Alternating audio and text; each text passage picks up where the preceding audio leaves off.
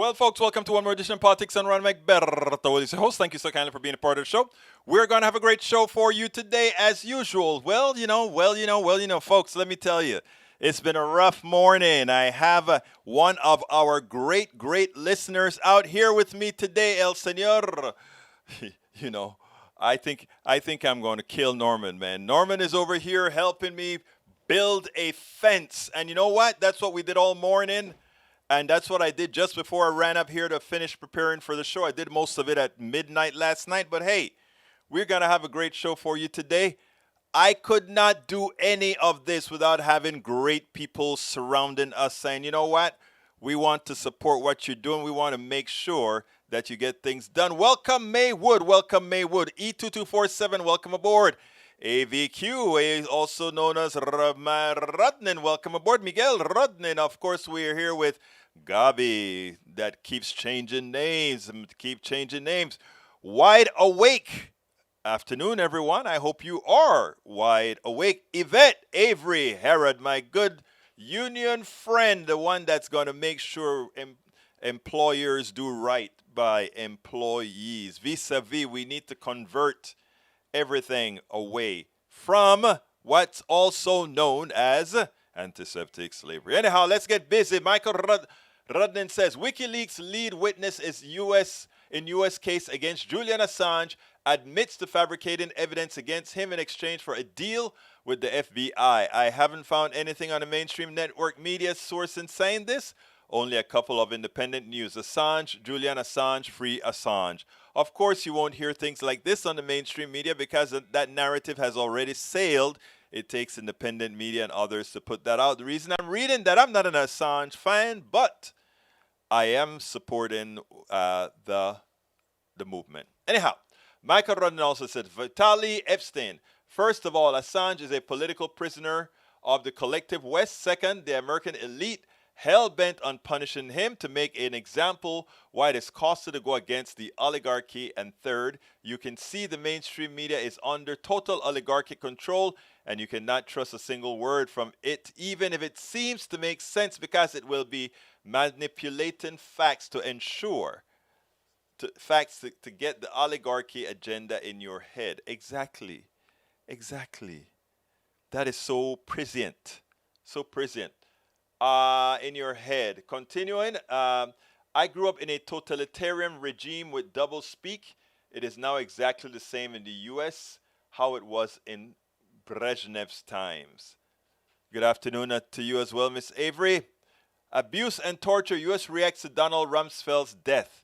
Donald Rumsfeld is responsible for 1 million deaths and will be remembered as the architect of America's worst foreign policy mistake. I am so glad that I haven't really heard a huge glorification of this man, because this man was a bonification of evil. The amount, by your words, by your lies, the amount of people that were murdered, the amount of people that lost their lives, the amount of kids, mothers, fathers, daughters, brothers. When you have the power to do that, when you have power, it is when you ought to be the most responsible. When you have power, it's when you should be responsible. Trump Organization indicted by New York prosecutors in tax probe. Looks like the charges will be tax evasion and fraud. New York's Attorney General is going after Alan Weisenberg. They're going after Trump too, man. Dozens dead, hundreds hospitalized in heat wave. A difficult sheer. Sadly, this is an entirely predictable outcome. Global warming accelerating.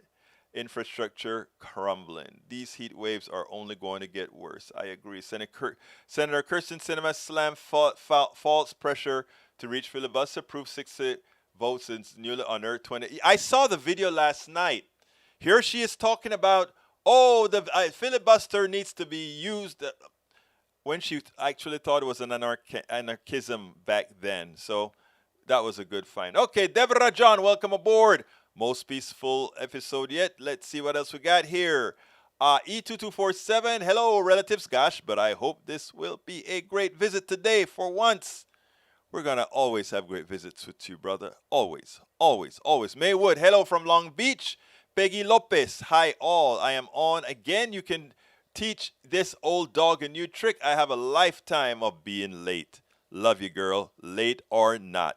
E2247, Egberto, you look a little bit blurry-eyed from staying up all night and prepping our visit. Yeah, I am blurry-eyed. I tell you what, I was out there using the saw, not the saw, the drill and the hammer, and I even used an axe to get rid of some roots, you know.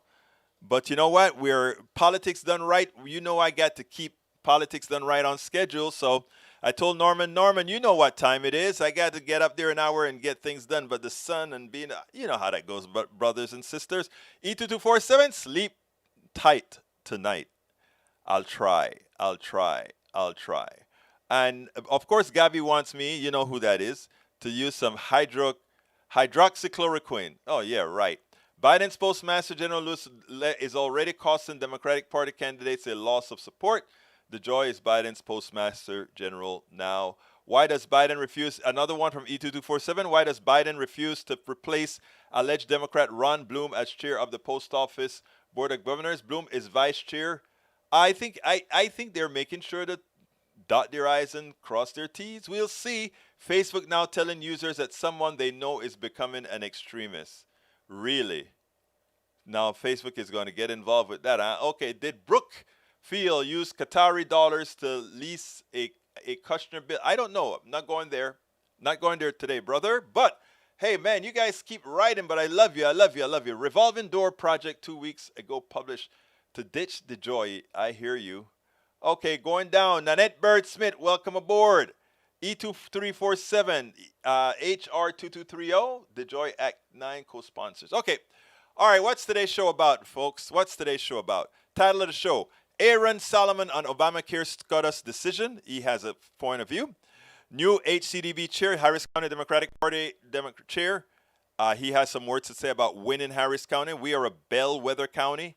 If we win, when we win the entire country. And if we have some time, we'll tackle Wall Street and the privatization of water. I really want to read you a chapter in my new book because I wrote a chapter about Nigeria and water bottles and the fraud that is the water movement. Let's go listen to our friend, however, and what he intends to do with Harris County. And this can be reflected throughout the entire country. Check this out. Welcome to one more edition of Politics Done Right. I'm Egberto Willis, your host. Look, let me tell you something. Harris County, the bellwether of the country, not just of Texas, it's the most important county in this country, and its leadership matters. And over the last 4 days, Harris County has chosen a new chairperson, new chairman for the Harris County Democratic Party, and we are happy to have today the one and only Odus Evbagharu. Did I get that correctly? Evbagharu, yeah. Say it for me again. Evbagharu. Evbagharu. Okay, yeah, so I got it. It is Odus Evbagharu. Odus, welcome to Politics Done Right. How are you doing today? Good. Thank you so much, Egberto, for having me. Thank you for being a precinct chair and volunteering and doing what you do for us as well, too. I do want to acknowledge that because anybody who's willing to do that for the cause, I'm always excited and passionate about. So thank you for that, too, and thank you for having me on. Well, look, we're happy to have you. And not only are we happy to have you, we are happy to have young people engaging in the body politic because the truth of the matter, Chairman, is that you are the future of not only the Democratic Party, but you are the future of the country. So my first question to you is, how does it feel being this young dude that is now the leader of the Democratic Party in the, I think, the second or third largest county in the country? Yeah, third largest county. And if I remember correctly, everyone always says if we were a state, we'd be the 25th largest state in the country. So tremendous honor. And like I said, I have to thank the precinct chairs for electing me this past Sunday and entrusting me with the vision of the party and really entrusting us because it's going to take all of us. It's going to take work. And so I'm just ready to hit the ground running. That's what I'm excited about is the work. It's always going to be about the work. It's never going to be about anything else. Doing these interviews with you is great and other media folks, but it'll mean better in November 2022 when we up the margins in Harris County and we're at the forefront of flipping Texas and getting a statewide seat for a Democrat for the first time since the 90s. Well, let me tell you, Odus, you didn't just win the seat. You won the seat because of your deeds. you won the seat because you've shown your ability to communicate across all platforms. You've shown your ability to communicate across all people, and you've actually served in the Texas legislature as one of the biggest confidants. And I think you were the chairperson for whose campaign? John Rosenthal. John Rosenthal. I got to run his campaign twice, and then I also ran the coordinated campaign in 2018 in Harris County, where we flipped all the judicial seats. We flipped county commissioners court, and we flipped two state house seats. Excuse me. That's allowed me to be the chief of staff for State Representative John Rosenthal out of Northwest Harris County. Well, interestingly, I think that's what I said. Deeds is what your deeds what spoke to the people who elected you. And I think it's important to also note that we don't only have to repeat 2018. We have to supersede 2018 because a lot of stuff that's happened in the legislature in Texas. Tell us a little bit about it, and tell us also within the context of the rest of the country, because like I said, Harris County is a bellwether county throughout the country. Right. Progress starts here. Progress starts here in Harris County. We know that if we drive up the margins and we make Harris County more blue, it's going to flip Texas. And so goes Texas, so goes the country. So it starts in Texas, it starts in Harris County, but we also have to uplift our region, right? We've got to help out our neighbors in Montgomery County, in Brazoria County, in Galveston, in Fort Bend, in Waller. It's got to take a team effort. We have to build coalitions. That's how we're going to win. That's how we're going to flip Texas. Southeast Texas, the region of Southeast Texas has to be at the forefront of flipping Texas. And it's more evident than ever. And I tell people all the time, there's only a few of us in the building who work the state side and work campaigns. If you work campaigns in 2020 and you were in that building in Austin, you really felt the losses in 2020. Not having the majority in the state house to block things like permitless carry, to block things like an all-out abortion ban, then dealing with pretty much criminalizing homelessness instead of actually addressing issues like affordable housing, healthcare, economy, and jobs. We did nothing about a grid that saw so many people die during the freeze, and we're about to hit the hottest days of summer we've ever seen, probably in Houston locally. So we did all these things that didn't help anyone. It was all about skirting the rules. If you paid attention to the Senate chamber, Dan Patrick has no respect for it. And then it's all about, defunding staff. Right? The House Democratic Caucus walks out on a voter suppression bill that would have hurt so many communities and disenfranchised so many communities even more. And the Democrats saved democracy. They, in fact, saved the Republicans who admitted themselves there was bad provisions in SB 7. What does the governor do to save himself from embarrassment and save the Republican Party from embarrassment? He doesn't thank the Democratic Party. He defunds the legislative staff. I mean, this is what we're going up against. We've got to fight. And there's a reason why I put my name in the fray, because we've got to fight. We have to. And we've got to talk about people. We've got to talk about precincts. We've got to talk about policy. That's what we have to do in order to win. And I'm worked up already this morning thinking about the legislature, because these folks are going back on July 8th, not to talk about the grid, not to shore up the grid, not to secure it, not to talk about COVID relief that so many people still need, not to force the GLO to make sure that they're giving money to Harris County, who's still dealing with the after effects of Harvey. What we're going back to go do is we're going to go mess around again with transgender kids. We're going to go there and suppress people's vote. We're going to talk about social media bans if we don't agree, because people are kicking people off of just lying on social media and spreading out more misinformation. We're going to be probably talking about taxpayer-funded lobbying for cities and counties who have to go defend themselves in Austin. When people can't go up there themselves, they have to represent these people. So these people, all they want to do is talk about everything but the real issues that impact your life. And that's what we're going to do as a Democratic Party. We're going to talk about it, and we're going to talk about the progressive way of doing it as well. That is the energy that I've always been hoping we would have, not only in Harris County, but throughout the Democratic Party and the progressive wing throughout the country. Now, let me say one thing. Here in Texas, the Affordable Care Act is, I think, over 12 years old now. Yeah. And in Texas, we are the state with the least amount of people, the most insured people in the entire country. The Affordable Care Act offered something known as a Medicaid expansion to the Affordable Care Act, which we are yet to pass, which means that Republican policy in effect is causing the death of many Texans as we speak today. One of the things that I've always been concerned about, and I don't know, as the leader of our party, as a person who has to build coalition and of a coalition that doesn't necessarily want to be as aggressive that it needs to be, I want to know, how are you going to handle, well, progressives like myself will simply come out and tell the truth. Republicans in our legislature or legislative leaders are effecting the murder of citizens in this country, of Texans. I know you can't quite say it like that. How are you going to push that we get more aggressive in the ills caused by the Republican legislature, Republican politicians that are materially affecting not only Democrats, but all of their Republican voters? No, and that's a great question. Number one, we have to be visible. We can't. We must be in front of the cameras. We must be articulating a clear message that directly impacts people's lives. And that talks about one of the foundations that I had, one of the platforms that I had for my campaign was policy. Campaigning must meet governing. In order for us to be very effective, it has to. We've got to engage our elected officials in DC, in Austin, County Commissioner's Court, school board, city hall.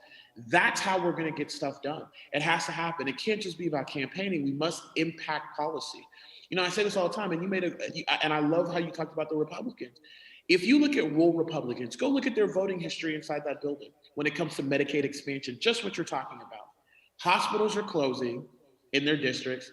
People are dying with no insurance, but they continually vote against expanding Medicaid.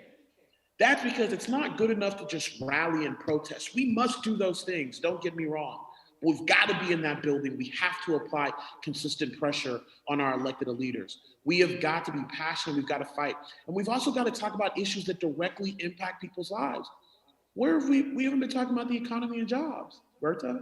In fact, if you look at Republican-led legislatures in states that are red, all of a sudden now they're passing referendums that favor $15 minimum wage. That's not a Republican talking point. Right. If you look at some of these states like Oklahoma, they put a referendum to expand Medicaid. That's not a Republican talking point. If you look at the state legislature now, you see some of these Republicans now want to legalize marijuana. Last time I checked, that's not a Republican talking point. Oh, by the way, they also want to tackle criminal justice reform. That's not a Republican talking point. Progressive policies work. What we have to do is we have to do a better job of articulating it and making sure that we aren't playing defense, we're playing offense. We won't be playing defense. I've made that promise to everyone. There's no playing defense in this office. We are going to play offense. I only know one speed, and that's go. There's too many people's lives that are being disenfranchised, marginalized, folks who don't get a seat at the table, who are voiceless. We're going to change that. We're going to change that. We're going to be aggressive about it. Now, Democrats must compromise because of the coalition that we have. And some of the coalitions that we have do have a very moderate, to put it bluntly, a very moderate upper funding class. Yeah. How are you going to present yourself as that glue that allows those people to learn and see that progressive values also favor them? Because in my humble opinion, and it's just my opinion, I feel that a lot of, let's say, our more wealthy Democrats don't quite get that. In fact, to some extent, they are still under they still believe in some of the policies of Reaganomics. Your thoughts? Yeah, so, that's another big part of my platform, right? It's people. It's building coalitions around what I call the DMV, the disenfranchised, marginalized, and voiceless. When we do that, we all win. Building from the bottom up is how we win. It's a beautiful thing to see. Trickle down anything has never worked and never will work. We need to get rid of that state of mind. And so what we have to do is when we go talk to quote unquote the establishment or other folks who've been longtime Democrats, we have to talk to them and say, hey, look, we all got to come to a table and sit down and listen. We must listen to each other. And I know, again, I might get in trouble for saying this, but we, just like you said, it's about telling the truth. That's what people want. When we tell people the truth, They'll listen and they'll rock with you. But I look at like defund the police, right? There's a defund the police part of our party, and there's a non-defund the police part of our party. Could we use a better phrase than defund the police? Sure, absolutely, right? We could do that. But guess what, though, Alberto? You know what Joe Biden did when he got elected president and he took the oath? He terminated private prison contracts with the Department of Justice. Right. You know why that happened? Because of the defund the police movement. Right. What we've got to do as the Democratic Party is that we got to remember the North Star that we're trying to get to, we're all trying to get there. We all believe in the same thing. Because the defund the police folks and the non-defund the police folks, you know what they're trying to do? None of them want to get harassed by police. None of them want to get killed unarmed. Well, killed, period, right? No one wants to get harassed by police. No one wants them to get away with abuse of power. I don't care if you're for defund the police or not defund the police. We all agree on that. So it's about getting back to the basics and talking about the meat of the substance and not just worried about a 3-word phrase that caught on. And it caught on. And sometimes that happens. It'll catch on. But what we got to get back to is focusing on the real issues, right? How can we make police more accountable? We all want that across the board. Republicans, Democrats, Independents. We all want that. So it's different ways of making sure that we are articulating our message very well, but we are coming to the table and we're listening to each other. And we have to lead by example. And that's what I have to do as well, too. I can't sit here and think that I'm a know-it-all. I cannot do that. When constituents come to us, we have to listen, sit down and listen, have an open and honest conversation. We're not going to please everybody, but what we can do is say, you know what, here's an opportunity here. Here's an opportunity here. Here's another opportunity that we can come together. There's opportunities everywhere for us to come together. It's not just. Odus, what would you have liked me to ask you, or what do you want to tell our audience that I didn't ask you or that you want to say? We're going to win. We're going to win. You know, Joe Biden lost the state by 6 points. We barely missed the majority on the state house by 23,000 votes. We're going to win. We need people engaged. We need people to sign up, to volunteer. We need people to give, donate. We can't win campaigns without money. Become a sustaining member. Visit harrisdemocrats.org. Get plugged in. The time is now. No longer do we have next. We got now.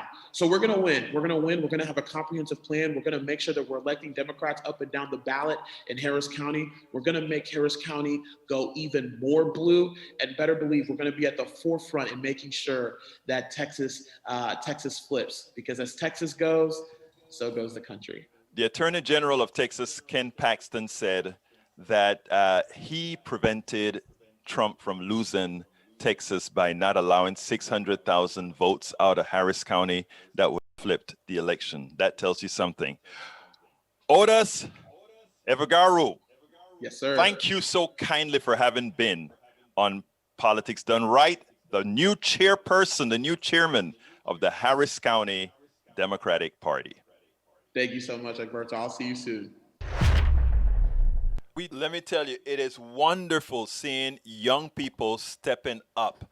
And Odus is one of those young people stepping up to take over the party. And not only take over, but make sure it is all inclusive of everyone, and making sure that we support policies that support every single Harris County resident, every single Texas resident, every single resident of the United States of America. And Brother Daniel Ledo, the Marxists are not scrambling to deflect from defund the police.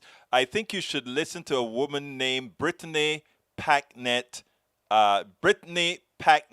Cunningham.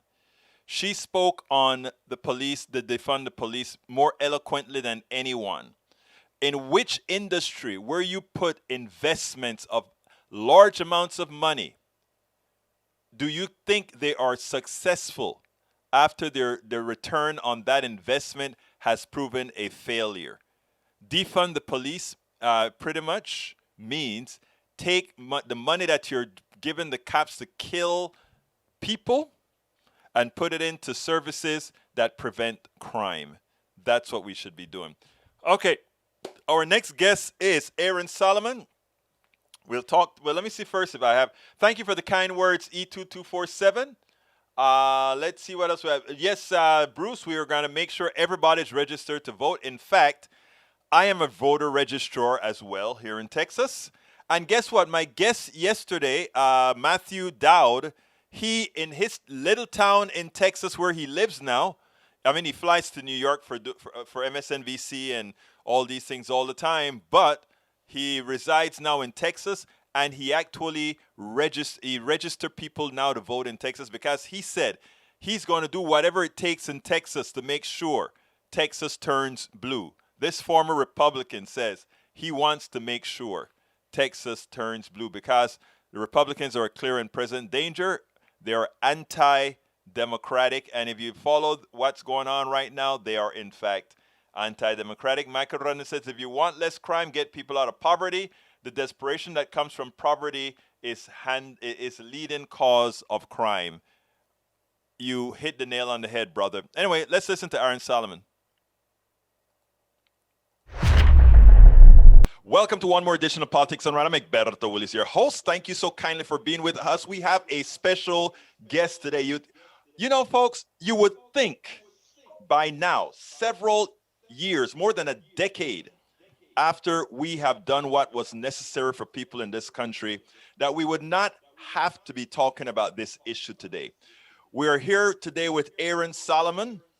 He's the head of strategy for Esquire Digital. He has taught entrepreneurship at McGill University and the University of Pennsylvania and was the founder of LegalX, the world's first legal technology accelerator. Aron's work has been featured in TechCrunch, Fortune, VentureBeat, The Independent, TechCrunch Japan, Yahoo, ABA Journal, Law.com, the Boston Globe, The Hill, and many other popular publications, including our own or their own today's Esquire. So, folks, we have somebody who of which knows what they speak. Welcome to Politics Done Right. Aron, how are you doing today? It's great to be here, Egberto. We'll find out if I know of what we speak. I hope that I won't let your audience down. I have no doubt about it, my friend. Anyhow, before we even get into Obamacare and all of that, yesterday I watched a thing on CNN. They gave a complete expose of what occurred on January 6th. And I just, I don't know if how very political you are or not.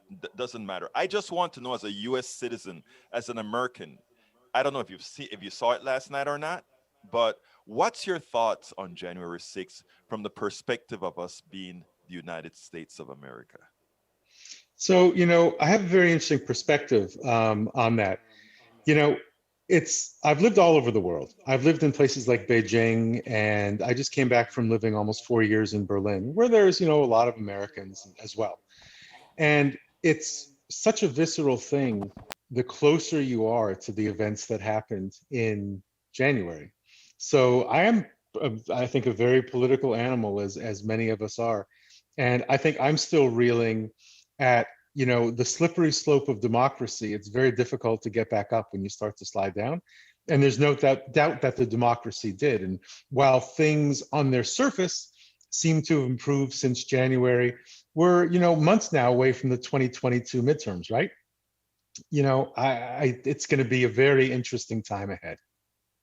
I am very concerned. I think I'm doing my part to, and I really, in as much as I'm fairly partisan or very progressive, not partisan, fairly progressive, I am doing my best to hope that everybody gets their real wishes done in a democratic manner. So we'll see. I'm from a part of the world where democracy is not very democratic, and to see that the bastion of democracy is actually in trouble it's very difficult to take into account. Anyhow, let's talk a little bit about Obamacare Supreme Court case.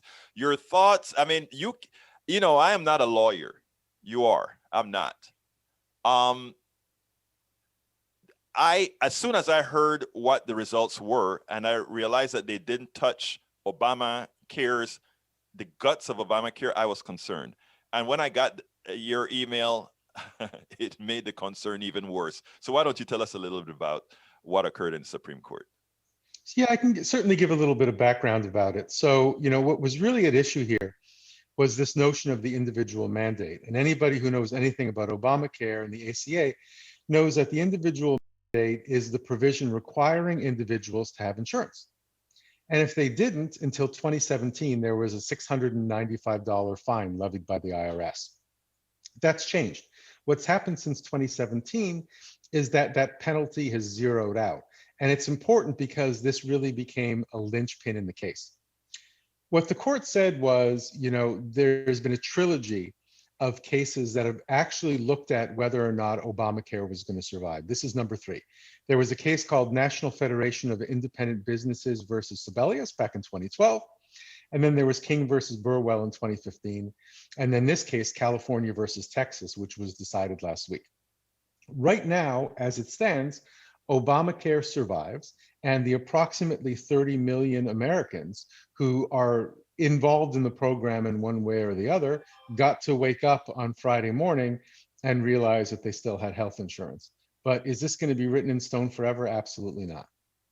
Now, you said 30 million. I just want to say one thing, because as it turns out, I believe the provisions of Obamacare is so much far reaching in that all policies now had to have the same protections, and those 30 million who have Obamacare get. So I mean, I want more people to realize that a lot of the protections they have in their own insurance at their jobs and otherwise, even though it's not Obamacare, those laws fall under the Obamacare law. I think it's important for people to see the severity of this, and that if this goes, which you're saying, the possibility still is that other cases could be brought up. And if this goes, it doesn't only affect those 30 million people that nobody cares about, but it affects women's pricing on insurance, et cetera. You want to expand on that a bit? Well, for sure. I mean, so there's a couple different ways that this can end up going. So as we say, for right now, the ACA is safe. And really what the court was saying last week was this. And remember, we've got a 6-3 conservative majority court. This decision was 7-2. So it was 7-2 in favor of upholding Obamacare. And people are saying, well, that doesn't seem to jive. Like, what's going on? Here's why. I think what the court was saying, if this is the quality of plaintiffs and challenges that you're going to bring to Obamacare, maybe the best way for you to all sort this out in the future is legislatively rather than through the courts. There's this great writer that I like so much, Molly Jong-Fast. And she's very, very much a liberal. And in an unrelated issue this morning, she said, Democrats continue to bring a stuffed animal to a knife fight. And I thought that that was a wonderful quote of hers. And it's precisely for this reason that I won't bet against the ACA being revisited either judicially or legislatively. I think that while people are feeling very confident after Thursday that the ACA, Obamacare is okay for now, that there are going to be other challenges to it. That's my opinion.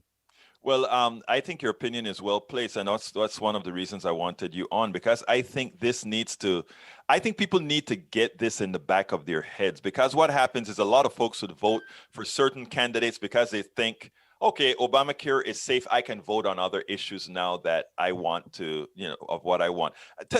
Explain that a bit more, because I think that's how a lot of people vote in their own interests on specific issues. And if that specific issue they believe is taken care of, how do they behave? So, I mean, I don't think that part of the fundamental tenets of democracy is that we should always be looking out for our self-interest. I think the idea of living in a democracy is that we work together for the benefit of others.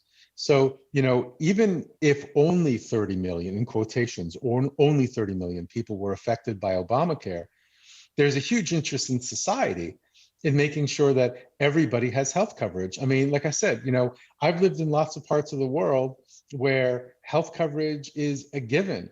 It's not a question of buying in or having private insurance. Part of what you get by being someone who lives in that country is healthcare.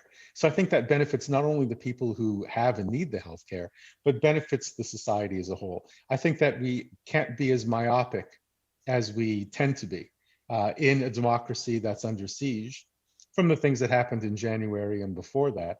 I think that we've got to look out for the interests of ourselves and those around us as well. Well, Aaron, it's voices like yours that needs to be upheld because what happens is we have a narrative in this country that everything needs a payback. In other words, if when we talk about businesses, it's like if we're going to create a tax for this something, how is it going to affect business as opposed to how it's going to affect humanity? It always gets me, and it's pleasant to hear you say that. Hey, in other countries, it's a given. I think if more people understood that and realized the kind of outlier that we are with respect to how we treat our own people, there would be a change. What can we do other than bringing people like yourself on to tell folks that it doesn't have to be this way. It could be better. What are the things that we can do? What are the things that you are doing with what you do to kind of put that out there? Well, there's two things. The first piece is raising awareness, right? So one thing I want to raise awareness about initially about what happened last week with the ACA is I'm going to use a great football analogy that everybody's going to understand. All the Supreme Court did on Thursday was punt. They didn't like the plaintiffs. They didn't like the issue. So nothing was fundamentally decided about the constitutionality of the ACA. And like I said, a lot of experts believe that this will eventually be resolved in the legislatures rather than by the Supreme Court. And that may be the case, but the reality is it's going to be looked at again. And then the second thing that people can do and need to do is vote. The 2022 midterms are right away. There's a razor thin margin in Congress right now for the Democrats. And a lot of experts who are far greater statisticians and have far greater predictability abilities than I do are thinking that margin may not be there after the 2022 midterms. So I think that we need to educate ourselves, educate our communities, and make sure to vote.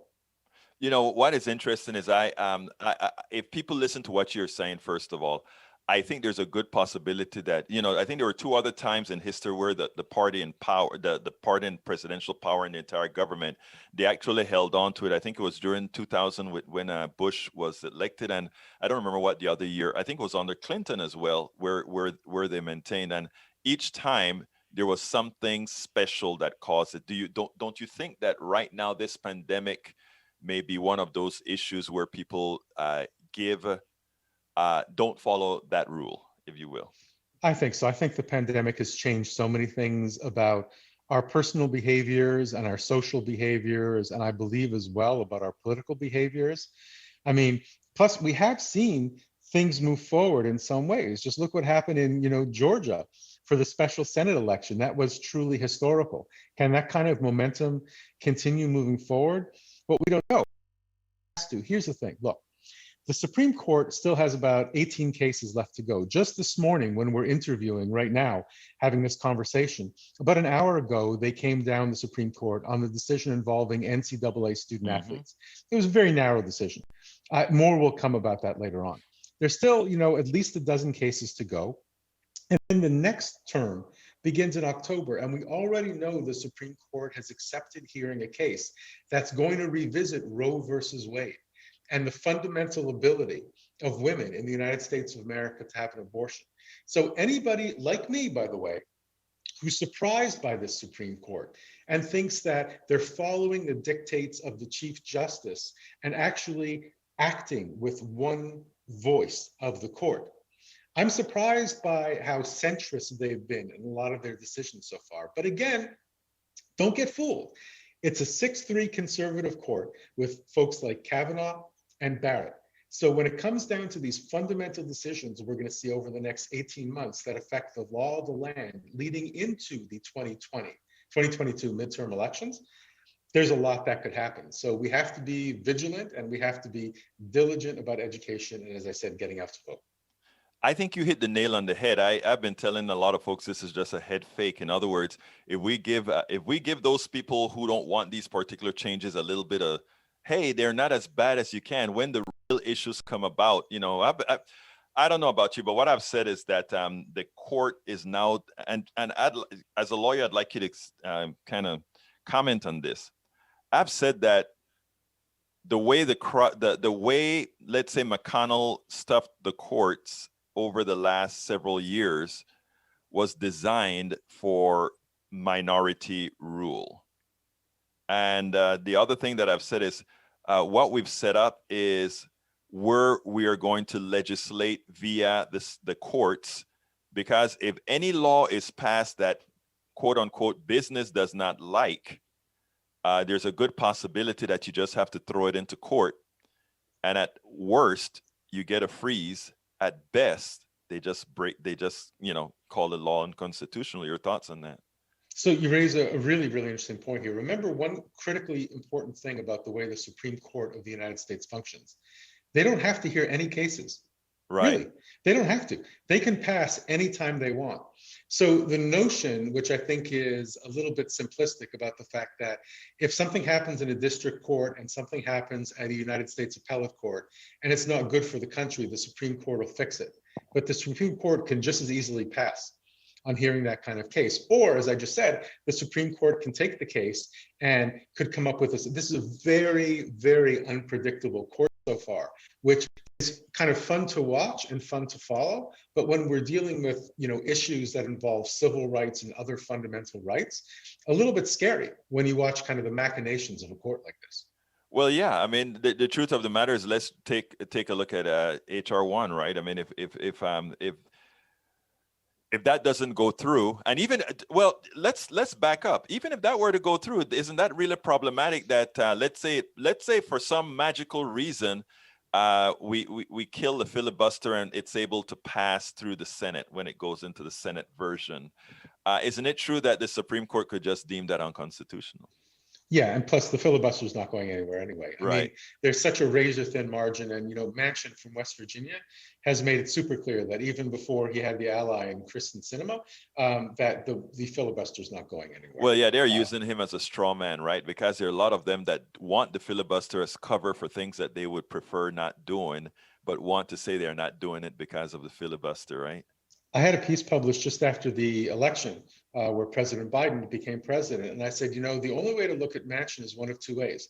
He's either going to become a king or a kingmaker. But it was very clear, even after the presidential election, that Manchin was going to wield the kind of power that he wields today for himself and for someone who, again, I'm not questioning Manchin's motives. Manchin is born and raised in West Virginia, is well loved in West Virginia, and represents what he believes to be the values and intention of the state, which is, I guess, what a United States senator should do. So it's easy to criticize him from the outside. He believes that he's doing the right thing for his state, and he's a huge impediment, but he's a huge power broker at the moment as well. Now, you make an interesting statement when you say you don't doubt his the reasoning behind what he's doing. But my question is, when it comes to seeing the type of voter suppression that is occurring in several states, including my own here in Texas, how difficult is it for anyone to see what's going on other than putting their heads in the sand? Thoughts? Yeah, so. I mean, it's comforting sometimes for us to put our head in the sand. I mean, there's no doubt about that. And all of these things are happening. But, if voters, is voter suppression something that's top down or bottom up? I believe it's bottom up. So I believe that when you see jurisdictions such as Texas, Georgia, places like this, where there is widespread, voter suppression, new gerrymandering, and all of these things, I think to a great extent, it's the will of the people. That's not a good thing. That's a bad thing. I don't think it's the will of the people fighting against an individual politician. I think it's that politician, doing what their Medici, the voters, think that they should do. And that's scarier because that means that the power is at this grassroots level, which is why it's harder to vote these people out. Back to Manchin, he's been involved in daily life in West Virginia for decades. And as I said, he's well loved in West Virginia. He's representing the views of a great number of West Virginia voters. That to me is a lot scarier than what a politician does. Well, I'm glad that you said that because I have no idea what your political affiliation is, but I'm going to say this anyway. When when Donald Trump got elected and people were all concerned about, or how could this happen, etc., one of the things that I mentioned was it really represented the will of the people. However, what it also proved is that America is not really a true democracy, in that the will of the people were that more people wanted Hillary Clinton. The will of the people was that more people wanted Biden by a landslide. And also the will of the people was that they wanted, if you take a look at the Senate is a very undemocratic body, not only for the filibuster, it's become super undemocratic because, that California has 50 senators, 50 has 2 senators, and Nebraska has 2. Yeah. And those 2 in Nebraska can wield as much power as California. There's no democracy there. If we proportion Senate based on population, we would have a lot better, as the polls show, a lot better, more progressive policies. Your thoughts? Well, you touched on the Electoral College a minute ago. That's almost impossible to explain to people around the world. And a lot of the writing I do is for an international audience as well as a North American audience. And when you try to sit down with somebody like in Stockholm or Amsterdam or Buenos Aires and explain to them, this is what an electoral college is, and this is how a president gets elected, their response is usually, what? Why don't we just do a popular vote, right, and the person with the most votes is president? It doesn't work that way in the United States. Democracy is a very complicated thing, but the reason we all hold democracy so dear is we have incessant lessons around the world from history that shows us what happened when you don't have democracy. So the biggest concern in the United States over the past few years has been whether those democratic ideals have been sliding away from us. And nothing is written in stone at this point. There's still a lot of signs that between voter suppression and a lot of the laws that we're seeing now, and a lot of the ways big corporations are doing business, that it is fundamentally and inherently undemocratic and it needs to be fixed. Yeah, and I think that, and I think the rest of the world is noticing, based on the new polls, where they do think that we're on a comeback, we're coming back as a more ethical country. One of the issues, in fact, is that we're no longer that democratic bastion that the reason I came to this country in the first place, the democratic bastion that I saw, and many around the world are starting to say, oh, it's not as democratic as we really were led to believe. And it really never was. We just were always good at PR. We were always good at PR. And one thing I want to mention about this is, remember, democracy, when looked at globally, which we should do more, is always a relative thing. Yes. One election that you really want to look at over the next year, which also leads up to our own 2022 midterm, is what's going to happen in France. You have the current president of France, Macron, who's moving further and further to the right to basically appease voters there and help him from getting defeated by a surging right. And the right is surging all over the world. I saw that when I was living in Germany, the surging right getting a lot more seats in the German Congress. So it's a pretty scary thing. So America always has to be measured against that as well. It's not a great scene at the moment. I was about to give you my last question, but you went ahead and opened a door that I want to touch on. Why did you do that? Anyhow, yes, there's a right movement, and my personal opinion, and I want your thought on it, is that the white movement, or not the right word movement, is a white word movement, meaning white people are made to believe, or a large percentage of white people are made to believe that those others are coming to take their birthright, and as such to revolt, in as much as it's not true, number one, and number two, it's a false fear based on history. And I can just say, go to South Africa and see what giving others their rightful power really does to everybody else. We're all humans. Your thoughts? Well, I agree that we're all humans, and it's very, very scary. So the things that we saw in the United States as regards political information coming through all of the technology and all of the devices that we use is not limited at all to the United States. It's happening in all of these countries that have a move to the right. And I think that, there is a great synergy, unfortunately, what's happening now between white and right in a lot of places of the world where, people who come from different backgrounds and don't look like people who have political power and voting power It's a very, very scary thing, and it has its peaks and valleys. And maybe right now we don't see it in the news as much because it's not being as focused on as much as it was like 2018, 2019. But again, with elections around the corner in certain countries, change of power, listen, when Trump was in power, arguably the strongest and most important leader in the world was Angela Merkel in Germany. Right. Well, she's finishing her tenure. So all of these changes that are happening, it's very, very difficult to keep all of our balance and understand where we all are in relation to it. So it's something that's going to be an ongoing, unfolding thing in the United States and abroad over the next few years, and something that we need to be diligent about. Also understanding what kind of information are we getting? Is it good quality? How can we get better information? Very, very true. And you do a good job of that with the writing that you do all Thank over you. the place. So yeah, keep up your good work. Now, one country that has bucked the right words movement so far that I'm very happy about was what recently happened in Chile, which means also they're going to get a new constitution that is more progressive, if you will. Anyhow, Aron, what would you have liked me to ask you that I didn't ask you? What would you like to tell our audience that I didn't give you the opportunity to do so yet? I think you did a wonderful job on all of the things relating to and not relating to the case. But honestly, I think the most important thing that relates to the case is all of these opinions that you might see online saying, hey, listen, Obamacare is safe.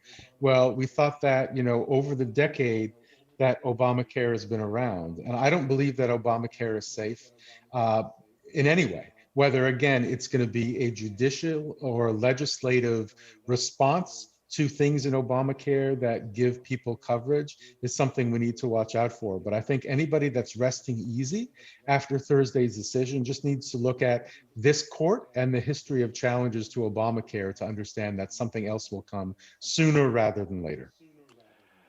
Aron Solomon, head of strategy for Esquire Digital. It's been my pleasure to have you on Politics Done Right. Thank you so kindly. Thank you for having me. All right, folks, I hope you enjoyed that. That was I just realized I didn't ask for anything today. Please, folks, please go ahead and click that join button. If you are on YouTube, please become a member of our PDR Posse. Remember that we also have cups that are addressed with our PDR Posse. You can get that cup at this link right here. But if you don't see that join button on YouTube, please don't forget to go to politicsdoneright.com/YouTube, politicsdoneright.com/YouTube. Alternatively, you can provide us support via politicsdoneright.com/Patreon. Patreon is spelled Patreon, Patreon, politicsdoneright.com/Patreon. Or, of course, you can support us at politicsdoneright.com/PayPal. We could not do this without you. We couldn't bring you those great interviews without you. We couldn't do any of this without you. Let me touch on the water issue real quick. Let's see. The stream kind of went away from me. So if anybody have anything that they want me to say specifically, please throw it again right back into the field. Have to add something to the last point. White leftists here. What do I fundamentally want? More equality, cleaner environments, green job infrastructure, investment, elevating as many people as possible out of poverty, including minorities, making sure people have at least what they need to live. I believe that the biggest aspect of systemic racism is economic disparity, and we need to address that soon as humanly as possible. You know why you're loved, Michael Rudnan? Because you see deeply. Thank you, brother. Oops, why did New York get it wrong with 135,000 ballots? Supposedly what they did is the test ballots, they ran it again. But again, this was a Democratic primary. There's nothing crazy about it. This is just things happen. Things happen. Eric, I hope you are not somehow thinking or somehow validating the possibility that Donald Trump's big lie may have any kind of validity. I question, well, I'm not going to go there. Anyhow, I want to touch on the water thing a bit. My friend wrote this article, and you guys know Jim Hightower. He's a very prominent Texan here. But he said, Wall Street sharks are out to privatize commodity and commodify and profit from water.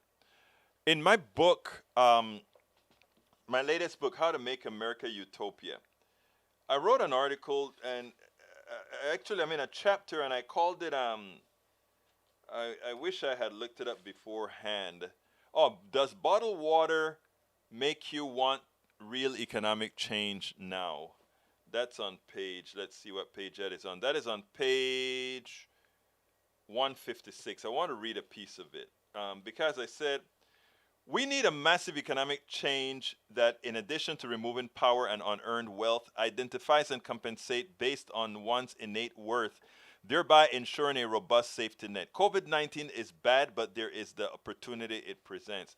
I generally work out between midnight and 2 in the mornings. As I spin and execute my routines, I have been watching Netflix documentaries, learning a lot, getting after affirmation for many of my beliefs, and much more. It continues to give me a resolve to try to do more. It takes many of us to do it. Those of us who have the good fortune to vegetate at home, unlike the heroes at the hospitals, grocery stores, our garbage collectors, and other hands that truly make our economy work, should consider 2 very good TV series. The first, Dirty Money, and the second, Rotten. I bring this up because I realize how hard change is from our calculated indoctrination that we have been deceived into accepting as our own. I was having heartburn, and my wife brought me bottled water. I immediately felt like, damn, even in my household is part of the problem. I wish she had watched Troubled Water in the Rotten series. This is how indoctrination works when we are complicit either by apathy or gullibility to corporate control of our government and our existence. We allow corporations to take free, available water, to own rights to water, bottle it, and resell it to us at prices well more than the cost of production and even marketing. Worse, we pay for that water often twice, as it is the processed tap water we buy. It is even more sinister. Corporations promote the neglect of public water infrastructure by creating alliances to depress the tax base, tax cuts, etc. Sometimes this causes water quality issues. Then they market the bottled water to fix that problem. The thing is that the cost of bottled water way exceeds by orders of magnitude the taxes required to have good water treatment systems available to all. The difference, corporate executives and shareholders take your money that you could otherwise use to increase your own personal wealth. This is a mechanism of our economic system used to unfairly take your wealth without your consent. Water, just something as simple as water bottles, as simple as bottled water, as simple as people needing to use bottled water, is a result of tax cuts, the results of, it is amazing how these things are so intertwined. So intertwined. But folks, I got to get out of here. My name is Egberto Willies. Thank you so kindly for having been here. Let's see if I need to salute anybody if I missed saluting you, please bear with me. It's been a very, very tough day. But you know, I've got to do this. Love all of you. My name is Egberto Willies. This is Politics Done Right. And you know how I end this baby. I am what? Out. We spend a lot of time deconstructing the news, trying to parse it into a form that everybody can understand. We try to find those little nitpicks where it flies above the fray, etc. If you really like these videos that we do, I want to ask a big favor. Please go ahead, number 1, subscribe to our channel, and number 2, please join if you can. Thank you so kindly for watching. Keep watching. Please remember to share. We must populate the entire internet with our progressive message, a message that we know is what most Americans say that they want. So help us, please join.